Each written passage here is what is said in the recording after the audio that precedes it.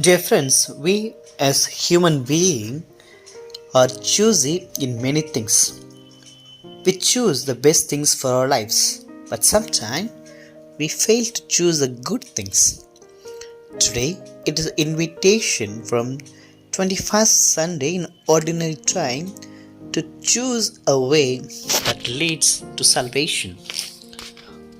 That is to enter into the narrow gate. For many will seek to enter and will not be able. It will be a really difficult task for someone to choose narrow path during a travel to somewhere. There will be restrictions when we go through the narrow gate.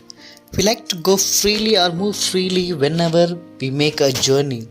We need the path to be clear and open wide, but all that will lead into temptations of doing anything that we want, but it will lead us to the path of destruction. The narrow path will be fixed with rules and regulations will be applied, but it will not be troublesome because the destiny is assured in the narrow path.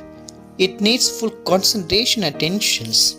We will be aware of every step that we keep in the path. All that would really take us to the right destination. In the readings of today, invite us to get saved through entering into the narrow gate that Jesus wanted to go when he was in his world. He came to this world that we may have life in abundance, for which he spent his lifetime with his disciples and all the people, inviting them to fulfill the law of the prophets by sharing them the way of love, justice, righteousness, brotherhood, faith, and unity. And above all, there will be invitation to the life of discipleship by hearing the word and following them into the practice. And so the question that disciple posed to Jesus, who will be saved be few or more? This question was answered intelligently but spiritually by Jesus. Surely to follow the Lord is difficult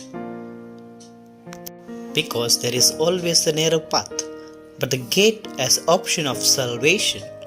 If we need to be saved, one has to accept the cross in life, and it is not just life of problems, but the life of love and the acceptance of one another in life. People of Israel has lost the way, but chose the way of disobedience, and so they are all captured and kept in exile for many years. But God did not stop in saving them, rather giving them the chances through the prophets to live the life of salvation. Now in today's reading, we find God trying to gather all the people to the prophet Isaiah to get salvation and to celebrate this particular day of salvation. In the second reading, we find the promise that God is treating us, each one of us, as His children, as sons, as daughters. The expectation from God to us is to live the life of discipleship. And so same way in the narrow gate, God invites us to take the right path by listening to the words of Jesus and to be put into practice. The narrow gate life needs strict formation, but at the same time it does not need many people to enter it because only few will enter it. It needs only God to hold our hands to walk into it.